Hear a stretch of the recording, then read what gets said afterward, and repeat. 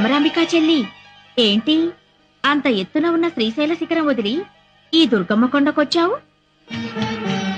శ్రీశైలంలో ఉండే నా కష్టాలు చెప్పుకుందామని వచ్చానక్క. ఇంతలో నీ ముక్కు పుడకపోయిందని విన్నాను. పోలేదు. మరి గుళ్ళోనే ఉంది. గుళ్ళోనే ఉందా?